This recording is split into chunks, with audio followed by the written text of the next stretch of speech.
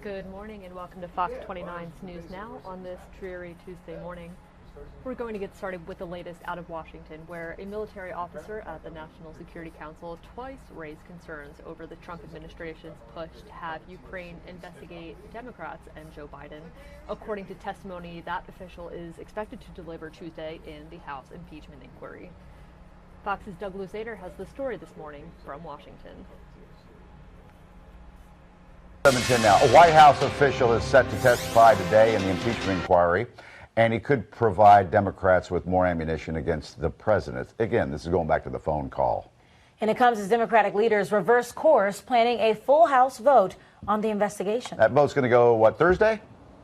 Yeah, it looks that way. I mean, these things can always change, but that's the schedule that we're anticipating here. As far as this witness today is concerned, this is a U.S. military officer who claims to have firsthand knowledge of that phone call that's at the heart of this investigation. Army Lieutenant Colonel Alexander Vindman, who serves on the National Security Council, plans to tell House investigators today that he listened in on that phone call between President Trump and the president of Ukraine and reported what he heard to the council's top lawyer. In prepared remarks, he's expected to say, "I did not think it was proper to demand that a foreign government investigate a U.S. citizen, and I was worried about the implications for the U.S. government's support of Ukraine." That may add new weight to Democratic claims that the president pressured Ukraine to investigate former Vice President Joe Biden. But Republicans are likely to argue that there is nothing new here. Whether you have one person or five people all saying, well, we objected to what the president said with the president of Ukraine, we have the transcript of the call. We can all make our judgment. I don't see how this breaking news actually adds more facts to what we know about whether this is an impeachable offense or not. The resolution just sets out how we will proceed in our committee. Today's testimony comes after a surprise move by Speaker of the House Nancy Pelosi, changing her mind and now agreeing to have a full House vote to lay out how the impeachment inquiry will move forward. And that vote may put some Republicans and some Democrats, Mike and Alex, in a pretty tight spot. Very tight. All right. Let us know what happens. We'll check in with you tomorrow. Thanks, Doug. 7:12. Meet the Special Forces K-9 that took part in the raid that led to the death of Abu Bakr al-Baghdadi. Conan. He was wounded during the mission, but is now back on duty already. The president says, quote unquote, "We have declassified a picture of the wonderful dog that did just a great job in capturing and killing the leader of ISIS." How about that? Look at that. He made the front page. Oh, here it is. And now he's back at work, isn't he? That's what it He's just still working said. on the next thing? I'm surprised. Well, you think I guess he should retire after that? Well, give him a vacation. Zero Bark 30. But on the New York Post, it says it's classified, so I guess it's no longer classified? Well, as yesterday, the name was classified, but the picture was declassified. So apparently overnight, they released the name of the dog. Okay. And in consumer news this morning, Apple is teasing its next generation of AirPods. The new features and how much they'll cost you. Fox Business Network's Tracy Crosco has more. Okay, what does Apple have that would they want us to buy now? The AirPods, a new AirPod, Trace? Yes, this is the next generation of the AirPod. These are noise canceling, though. They don't have those now, but this is the AirPod Pro, and it's going to become, it'll come with a customizable fit. So 3 different sizes of the ear tip, the flexible ear tip that you can put on the AirPod, and you'll be able to pick whatever fits best for you. It'll cancel out all of the background, all of the outside noise. So these are also going to cost you a little more than the current version. Of course. They will run you about $249, so that's $100 more. Yeah. They go on sale tomorrow, but they're also water and sweat resistant. I'm not sure if the current ones are, but you're going to be able to do the voice activated Siri and all of the other features that the current AirPods have. For $300? You better not lose one. That's all I have Or to better say. have an alarm saying, I'm over here, or something, so you can find it if you leave it somewhere. I know. I've lost 3 pair already. I've given up. So you currently don't have a pair? I have one. It sticks, yeah. Can you talk with that one? Or Yeah. Okay. But I lost the right one, and I'd rather have it in my right ear if I only have one, but it's in my left ear. You can't shove it in your right? It won't fit right? You could shove it upside down and stuff. I've tried the upside down thing with the lips here, the tips of your ears. They fall out for me. So I like that feature, Tracy. Yeah. That it's more, it fits you a little bit better. I think a lot of people will, because a lot of people have that same problem. They're just not comfortable the current version, and they just don't fit right. So this customizable fit will definitely help with that. Yeah. All right, Tracy, thank you. And moving on to your Fox 29 weather authority this morning. The Philadelphia area is slated for a pretty dreary day this Tuesday, with easterly breezes coming off the Atlantic and mostly cloudy conditions. Temperatures will only reach a high of around 60 degrees, with some light showers and some drizzle. And cloudy skies are expected to stay in the forecast at least through Wednesday, with Halloween expected to see some rain, unfortunately, though temperatures are expected to be in the low 70s, so a bit warmer. And then by the time we get to the weekend, we'll see a bit of a reverse with sunny skies but colder temperatures. Here we have a look at current temperatures in our area. Pretty chilly 50 degrees up in the Poconos, 57 over in Lancaster, and around the same 56 degrees here in the city of Philadelphia. And meanwhile, pretty mild down the shore, 59 degrees over in Atlantic City and 58 in Wildwood.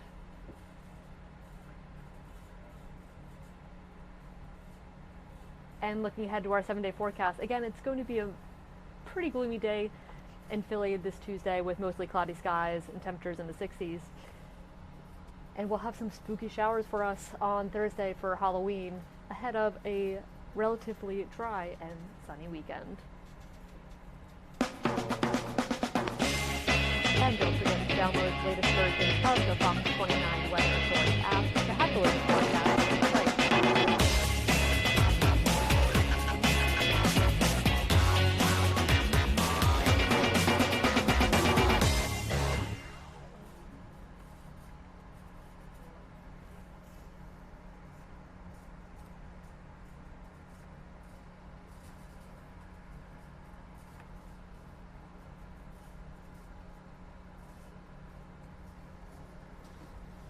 And in local news this morning, a man has died after a shooting in northern Liberties overnight. It happened just after midnight on the 900 block of North Marshall Street. Police say an off-duty officer witnessed the shooting and saw both shooters ride away on bicycles wearing masks. The 21-year-old victim was rushed to the hospital, where he succumbed to his injuries. He lived only a few blocks away from where he was shot, and no arrests have been made at this time.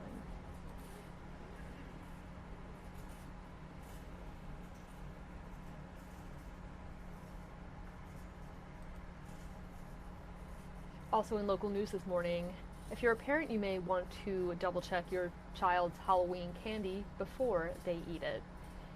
Heroin was found inside a bag of candy given during a trunk or treat event. Lauren Johnson has the latest.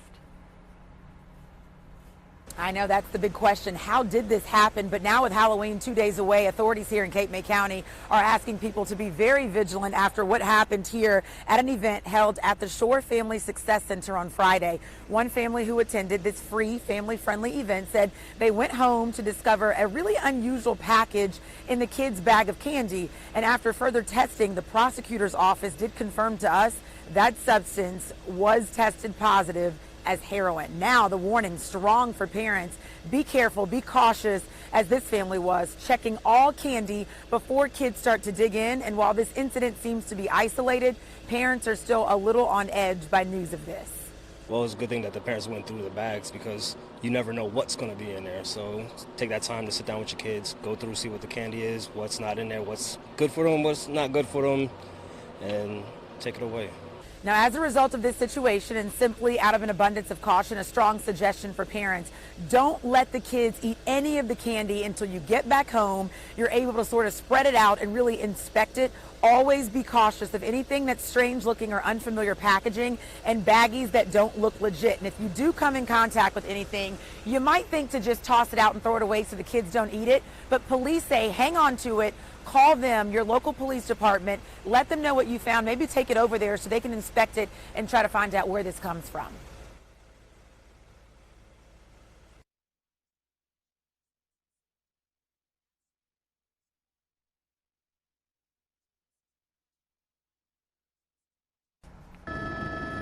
And moving to Camden County this morning, no word yet if classes will be canceled at Tanco Tech Vocational School following yesterday's fire. Skyfox was over the scene in Laurel Springs. The fire started around 4:30 p.m. yesterday. The roof and inside the school were both damaged. Luckily, no injuries were reported. The cause of the fire remains investigation.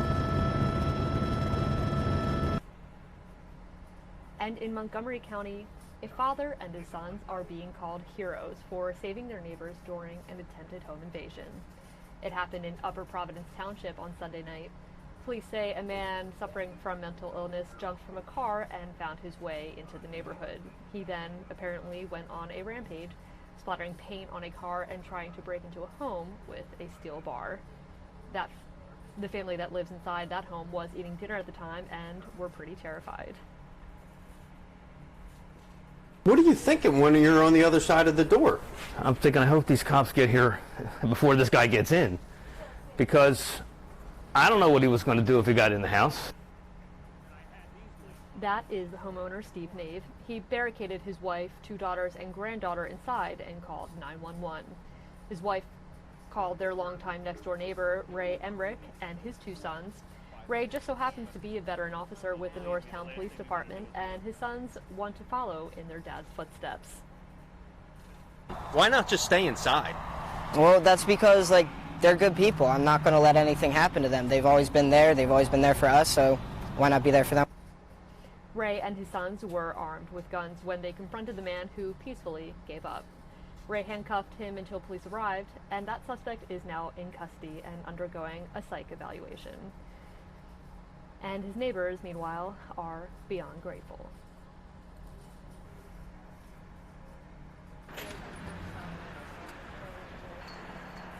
Also in local news this morning, a young woman has died following a shooting in Bristol Township.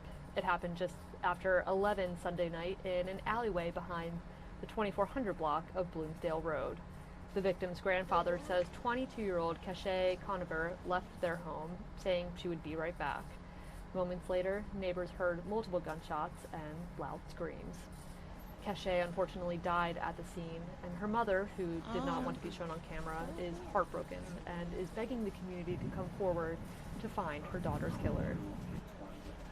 You would want justice for your child like I would want justice for my child. I'm tired of these kids dying every day. It's too much. So far, no arrests have been made. If you have any information that could help the investigation, you are urged to contact police.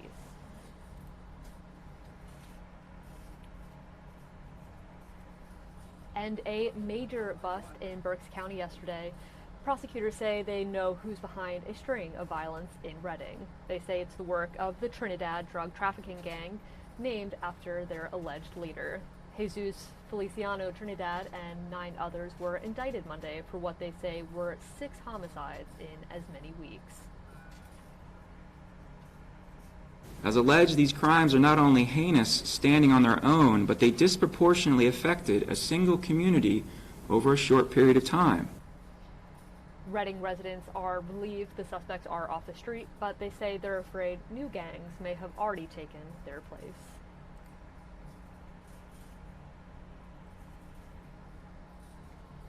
And in Fairmount Park, police are searching for 3 teenage vandals who they say hit up an historic site. Surveillance video, or photos rather, released by police show 2 of the 3 teens using a bat of some kind to smash windows and security cameras at the Ormiston Mansion on Reservoir Drive. The mansion dates all the way back to 1798 and hosts special events. Police believe it won't be too hard to identify the vandals. What is interesting is that 2 of the 3 in breaking the cameras look right at the camera, so we're really hoping the public would assist us in identifying who they are, specifically their parents, because again, we're talking about kids here that may not always understand the gravity of what they're doing, but they certainly have to be held to some account. police say the damage was to the back of the mansion, which borders a wooded area, so there's not much vehicle or foot traffic.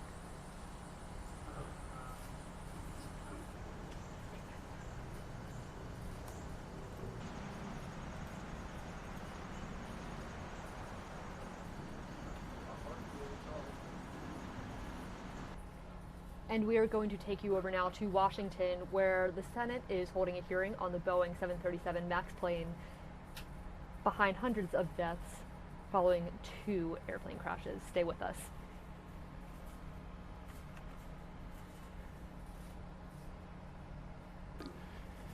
And have hired renowned experts in this area to ensure families can access these funds as quickly as possible. No amount of money can bring back what was lost, but we can at least help the families meet their financial needs. Mr. Chairman, I started at Boeing more than 30 years ago as a summer intern in Seattle. I was a junior at Iowa State University studying engineering, having grown up on a family farm in Iowa. I was awestruck to work at the company that brought the jet age to the world and helped land a person on the moon. Today, I'm still inspired by what Boeing does and by the remarkable men and women who are committed to its outstanding legacy.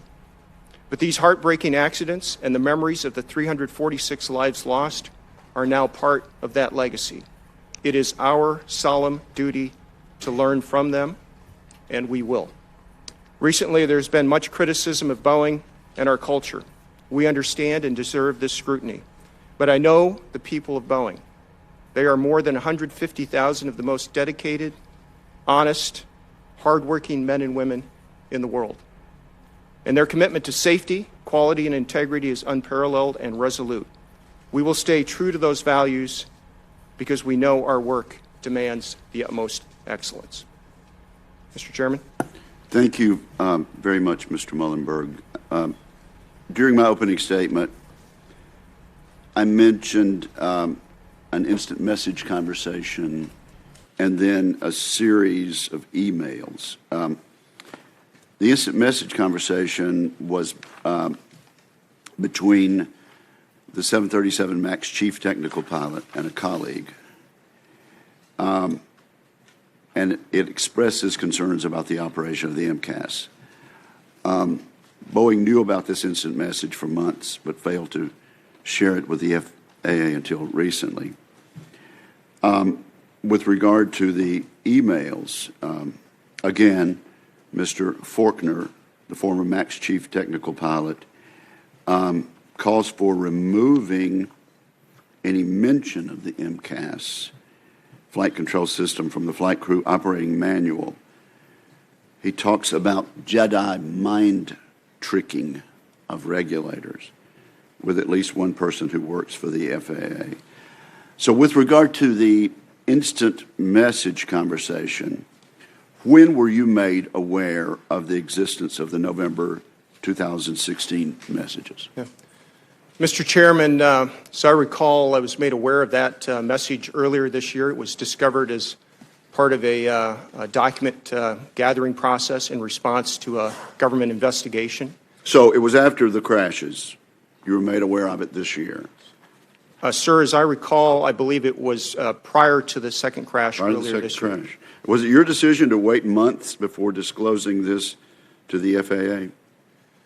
Mr. Chairman, at that point it had been identified as a document in response to an ongoing investigation, and I relied on our counsel to provide that to the appropriate authorities.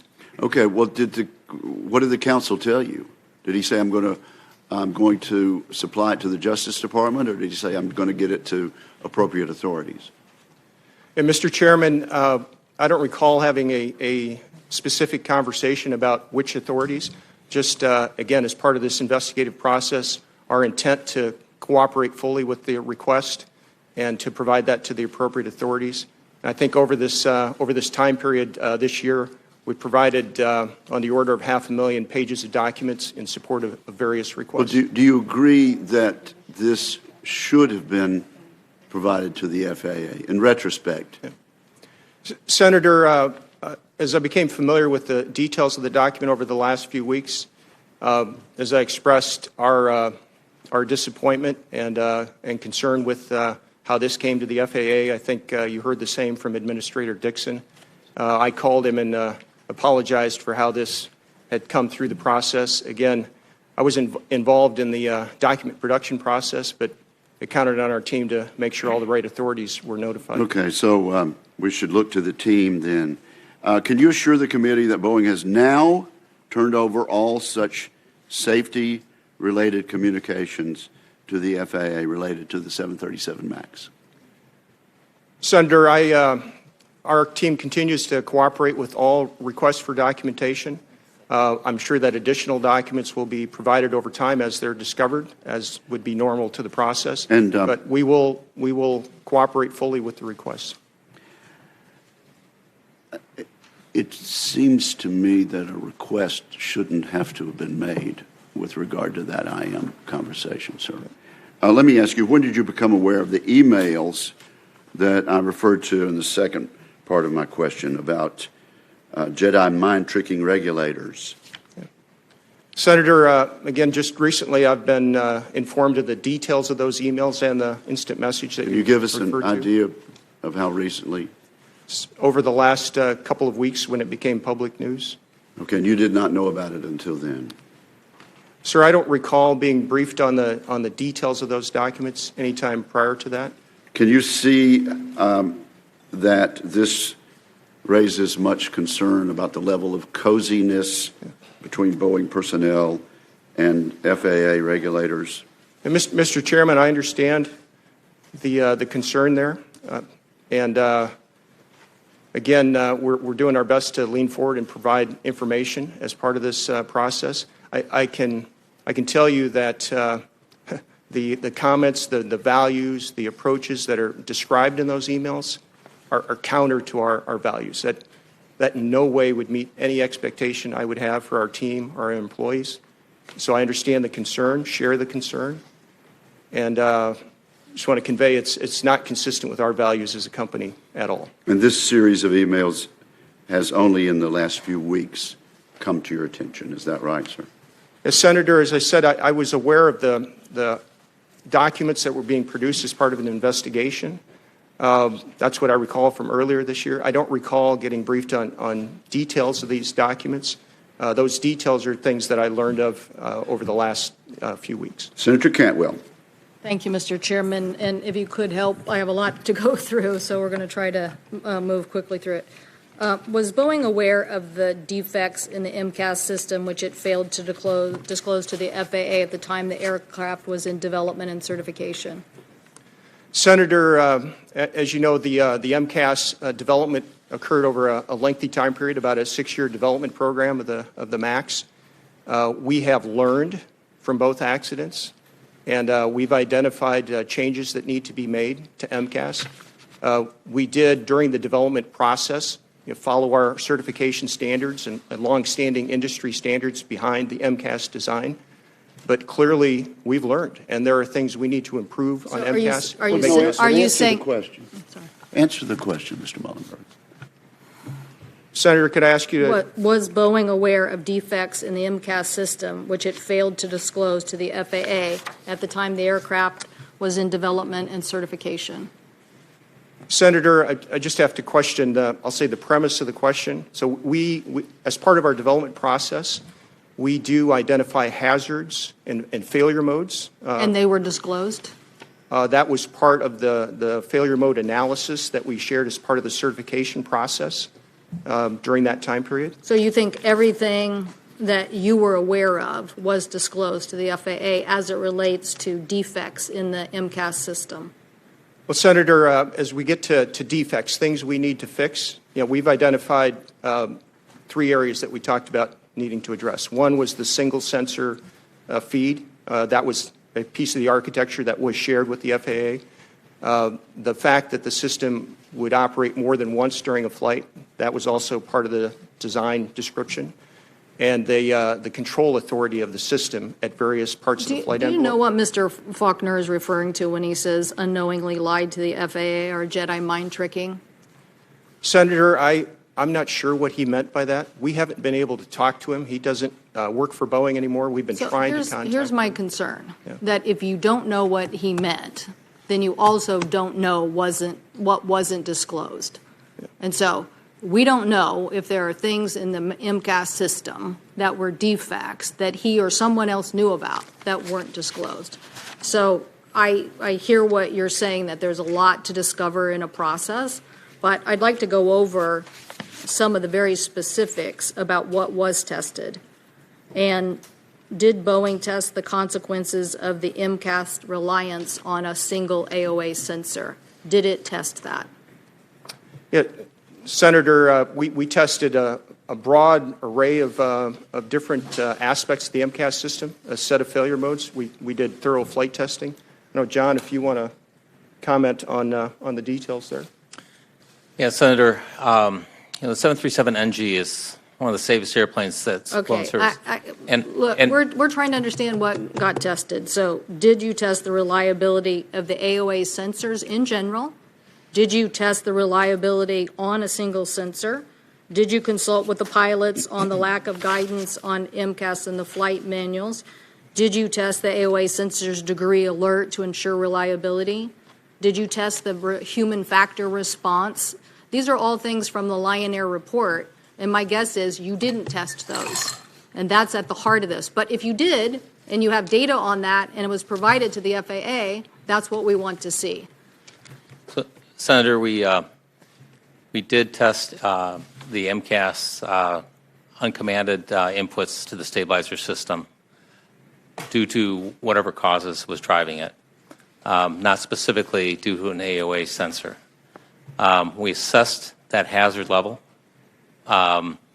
We talked with our pilots. Which now do you think is wrong? In hindsight, Senator, yes. Thank you, because I agree. Yeah.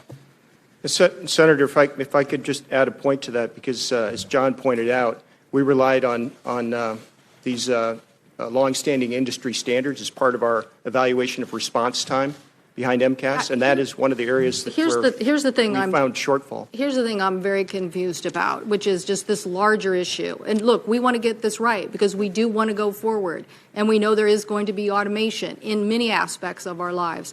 But this robust testing that must occur and third-party validation, I just don't understand how you have sensors on the outside of a plane, and you're going to let that send a command to the inside of the plane that basically says trim the plane 2.5 degrees. And then all of a sudden you're going to be yelled at from the cockpit from somebody saying pull up, and then at the same time you're being forced down in your nose and you have seconds to respond because you're in takeoff. That doesn't seem like a lot of robust testing was done to me, because if it was, then the Lion Air incident wouldn't have happened. Okay, so I see my time. I have a few seconds left. I want to just bring up a couple. Look, I think this whole issue of airspeed is a major issue writ large for all of us to get right, the sector. Those crashes about automation, even the Air France crash is related to a faulty pitot tube. I don't know how much we should be trusting things on the outside of the plane to give commands to the inside of the plane when they can be damaged. So, but I do want to know that you are improving the safety culture. This issue of both reporting, people not being able to talk to FAA, oversight people, and this issue of some of the machinist Boeing quality inspectors their work being taken over. I want to understand that a safety culture is going to exist. Yeah. Senator, if anything I can leave with you today, I want to reinforce the culture of safety at Boeing. And we know we can improve. You know, we encourage our employees to speak up when there are issues, and some of those have been public recently. We respect and accept those inputs. We take action following on those. We have recently made a number of improvements that includes restructuring our safety review boards, elevating them to increase transparency and focus on safety. We've moved all 50,000 Boeing engineers to now report directly to our chief engineer, separating them from the business. I'm going to ask you to come back on the SPIA and Boeing quality inspectors, two different issues with a written response. Thank you, Mr. Chairman. I know I went over my time. Thank you. And now I have the duty of telling the distinguished whip that he's limited to 5 minutes. Thank you, Mr. Chairman. Mr. Muhlenberg, it's my understanding that the MCAS has been substantially redesigned to include several redundancies that will better prevent erroneous activation. Could you speak to why some of the changes being made in the reconfiguration of the MCAS were not considered in the initial development of the system?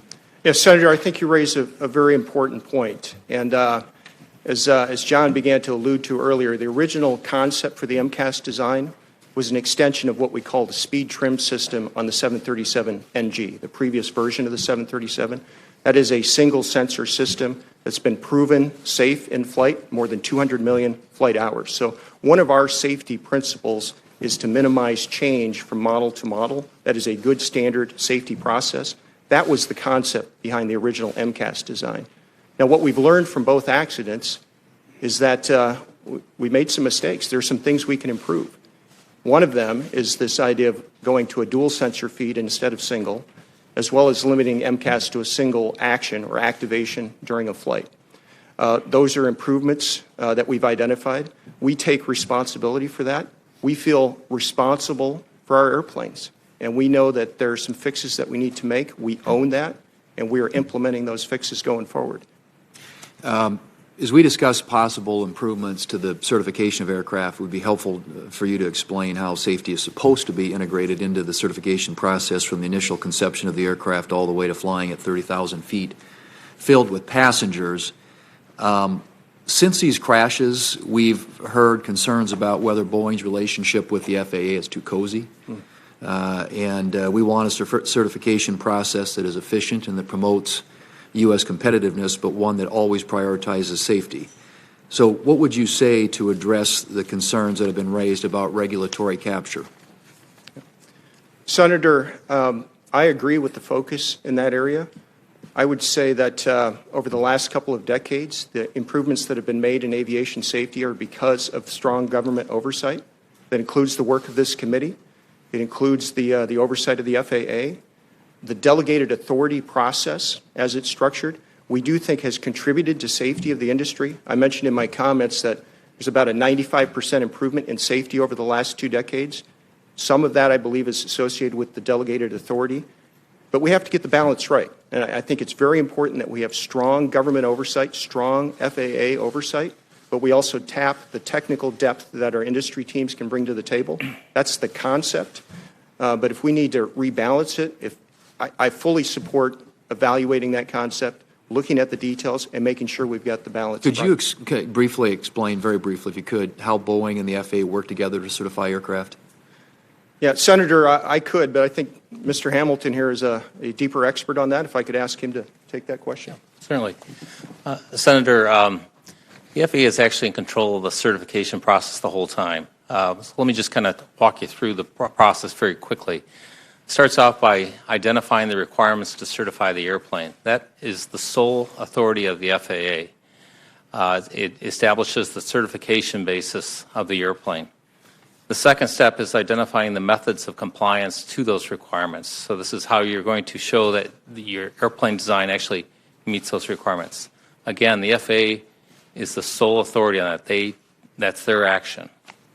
The third step is doing the testing, the analysis, and the documentation that demonstrates the airplane meets those requirements. And that is done by Boeing in our case, or the applicant. And then there's a review of those documents to validate that they actually met the requirements. And that can be done by the FAA or the ODA, who acts as a designee of the FAA, or it can be a combination. And finally, there's oversight. The FAA does oversight of the actual unit members. They do oversight of the ODA, and are you following the processes? They do oversight of, did you find compliance as they expected with the methods of compliance? And then they do systemic oversight of the entire system. Okay. Mr. Muhlenberg, how are you working to ensure, coming back to this issue of safety, that employees who raise concerns, even if they inhibit your ability to get a product to the market quickly, are taken seriously, and that importantly, those concerns are raised to the top and not brushed aside? Yes, Senator, in my role as the CEO of this company, I take that responsibility very seriously. We have a number of ethics hotline avenues that our employees can use. When it comes to delegated authority in particular, we also have additional survey tools that we deploy, and we openly share that data with the FAA and make improvements. That said, again, we know we can improve. And one of the areas that I've taken recent action on is to restructure our safety organization. So we have now created a new safety organization. Vice President Beth Pastor, who reports to my chief engineer, who reports directly to me. That safety organization has responsibility for all safety-related accident investigations, our ODA process, and also responding to any employee concerns. Thank you, Senator. Thank you, Mr. Chairman. Senator Klobuchar. Thank you, Mr. Chairman, and thank you to Senator Cantwell. I also want to give my sincere thanks to the people who are here, who lost their loved ones in these two crashes. I think you know you are here not only for them, and it must be hard to hear all of these technical issues when you think of your brother or sister or father or mother or son or daughter. But I want you to know that we want to get to the bottom of this and we want to change this. So I guess I'd start with where Senator Thune was going with the FAA and Boeing and this relationship. A recent Inspector General report found that only 4% of airline manufacturers' employees responsible for conducting the certification were certified by the FAA that they conducted oversight. The same report found that one manufacturer approved about 95% of certifications for their own aircraft. What can you tell us about the percentage of certifications that Boeing conducts on its own aircraft? Senator, I can't answer that number off the top of my head. I don't know, John, if you have a... No, I'd have to follow up with you. Okay. Senator. How many Boeing engineers both design systems for the company and then certify those same systems for the FAA? I'm just trying to get at a safety check from the outside. So we have approximately 1,000 engineering unit members that work not just in systems. But what percentage of them then certify the safety as opposed to having the FAA certify the safety? Those are roughly 1,000 unit members that are acting on behalf of the FAA to find compliance. But that's beyond just systems. This includes structures and propulsion, so it's across the whole airplane. Okay. Senator, just to clarify, we have about 50,000 engineers at Boeing. About 1,000 of them are what we call operate in this area that John's referring to, unit members. So these are members who have the authority and the training. Okay, why don't we'll follow up. And I am trying to get at when the FAA steps in and when you certify it yourself, and we'll get that later.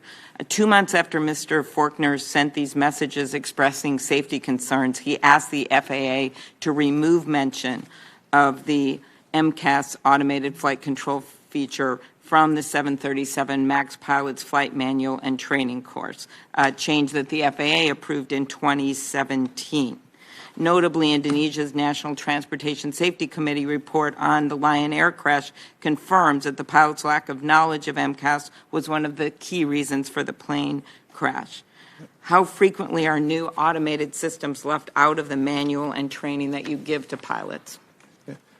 Senator, first of all, one of the things we've learned from both of these accidents is that we need to provide additional information on MCAS to pilots. Just to give you context, as we develop our training manuals, our idea is to provide training on pilots so they can respond to the effects of failures as opposed to trying to diagnose failures.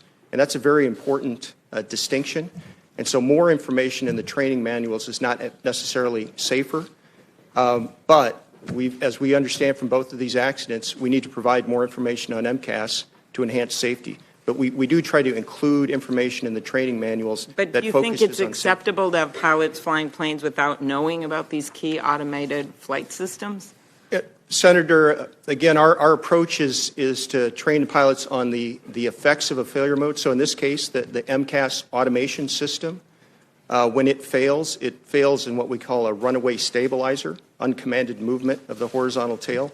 That is what's in the training manual, and we try to train pilots to respond to the effect of the failure as opposed to diagnosing. Okay, let me move on to two more quick things. After these terrible crashes have claimed 346 lives, do you think it makes sense for these aircraft to be allowed to fly in some countries and not others? because the FAA says each country can make its own decision. Yeah. Well, Senator, we respect the jurisdiction of the regulatory authorities around the world. So you think it's acceptable? Just say yes or no. Senator, that's up to the regulatory authorities. That's not a decision that we can make.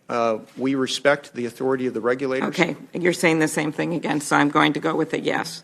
While there have been several factors that contributed to the plane crashes, one that is particularly troubling was highlighted in a recent article in the Washington Post, which found that the Lion Air had a faulty angle of attack sensor, which gave pilots and airplane systems unreliable information the day before it crashed.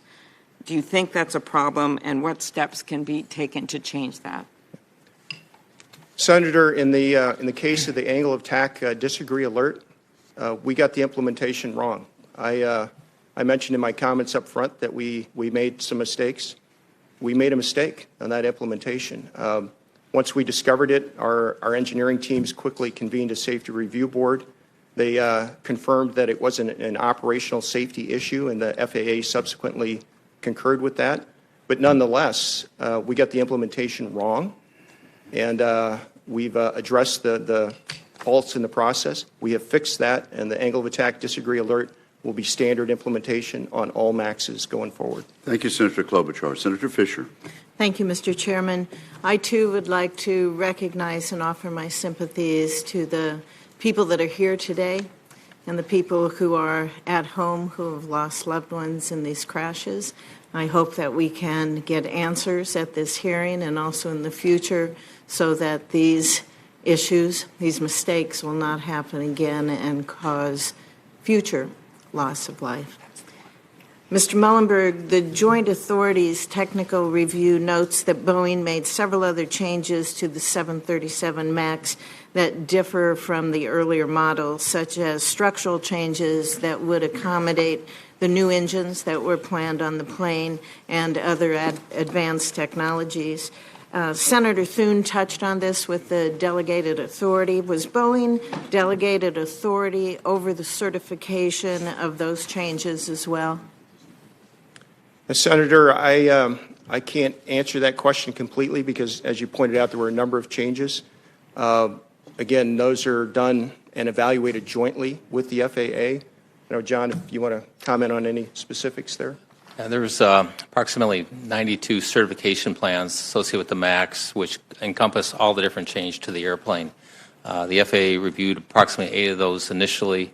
And are you looking into those certification processes as part of your review of the 737 MAX?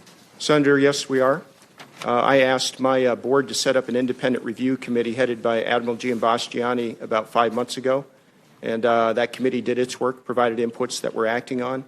And with the other authorities, we're continuing to take a hard look at that. And we look forward to taking action on those reports. Okay. Also, the Joint Authorities Technical Review included a recommendation that states, quote, if any flight control surface is used in a novel manner, the FAA should be directly involved. This is based on the observation that the FAA was not completely unaware of MCAS, but because information and discussions about MCAS were so fragmented and they were delivered to disconnected groups within the process, it was difficult to recognize the impacts and the implications of this system. Do you agree that the communication between Boeing and the FAA is fragmented to the point that relevant information on MCAS was not provided to the agency? Is this what you were referring to when you talked about getting the balance right? Senator, I think you raised some very good points there. I do think one of the areas we can improve, and we've seen it in the JATR report and others, is system-wide integration, cross-system integration amongst the different technical expertise areas, and improvements in documentation and communication.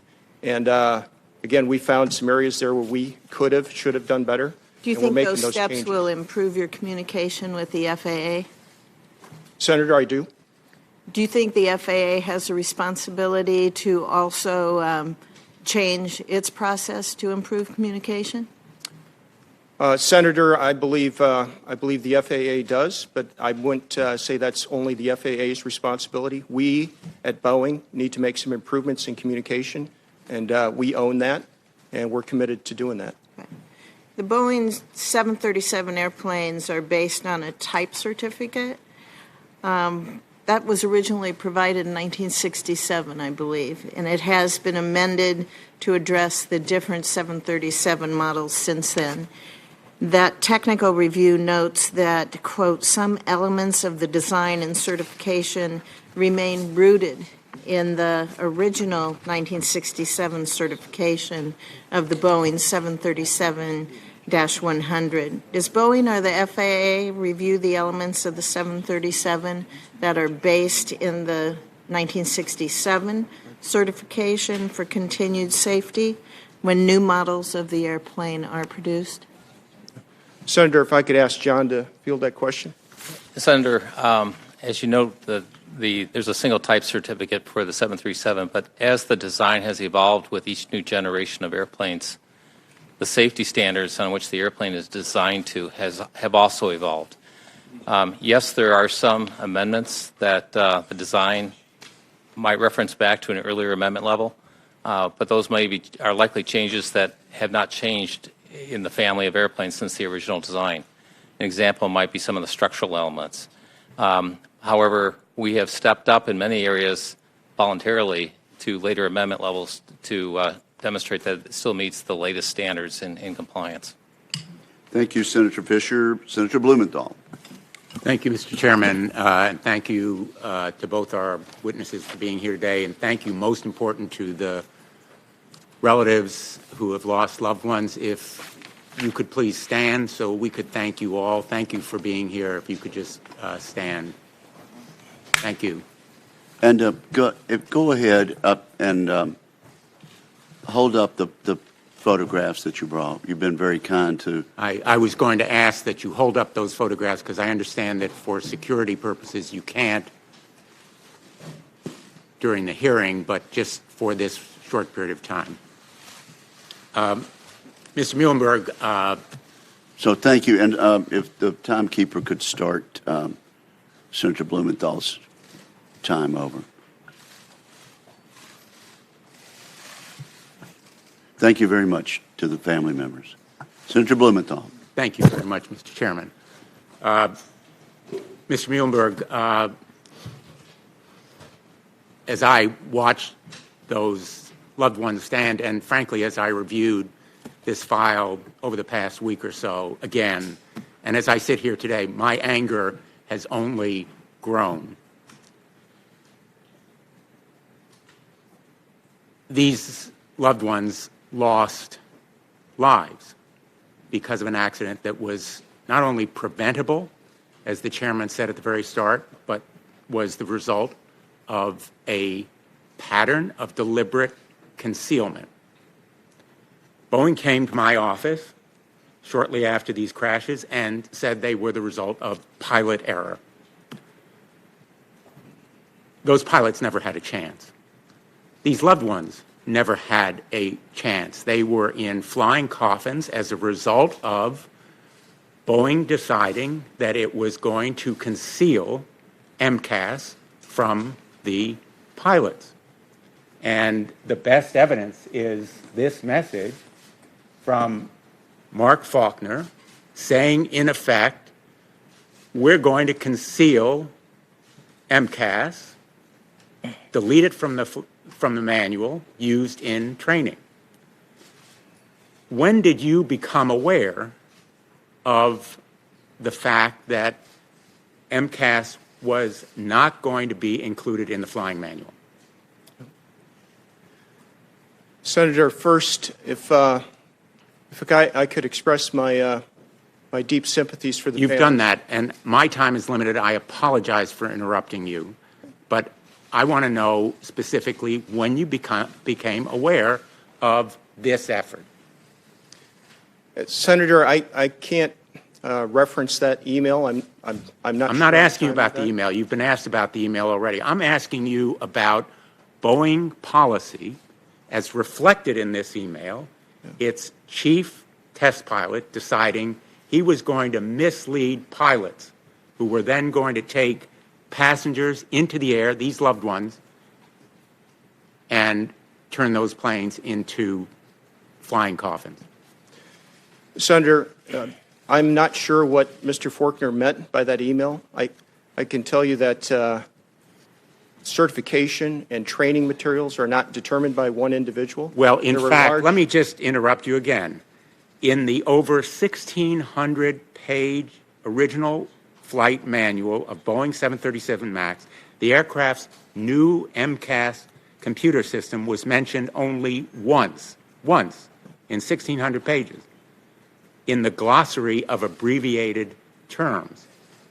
So when Boeing came to us and they said it's the pilots, inexperienced pilots, you were lying to us as well. Senator, if I could try to respond to your question, first of all, the premise that we would lie or conceal is just not consistent with our values. Well, I know it's not consistent with the values that you're articulating here, but let me just, since my time is limited, move on. Would you agree that this system of certification and oversight is absolutely broken? That's the lesson here, isn't it? That Boeing lobbied the Congress for more delegation, and now we have to reverse that delegation of authority.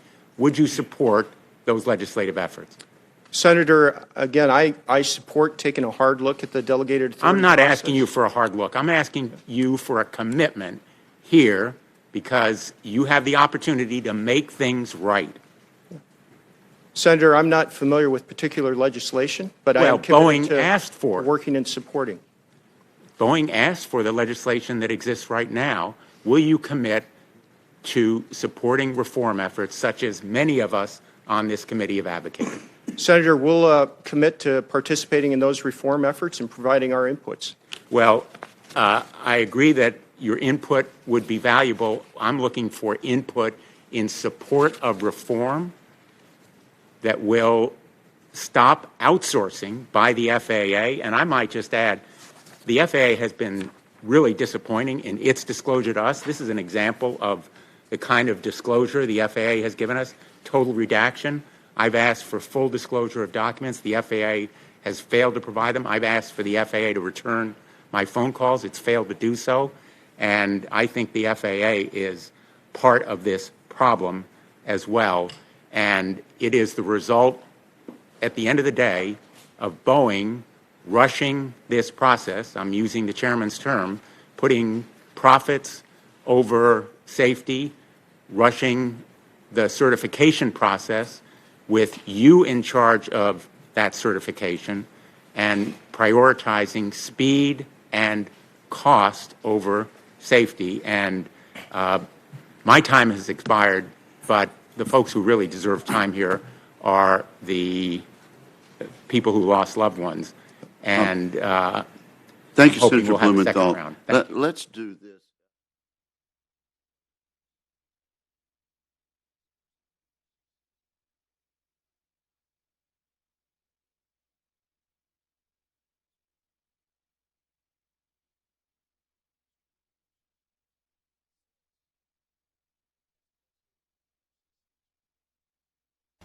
And that is going to do it for us today at Fox 29's News Now. Be sure to catch us again tomorrow at 10 a.m. and follow us at fox29.com, as well as our mobile app and across social media. And thank you for joining us this morning.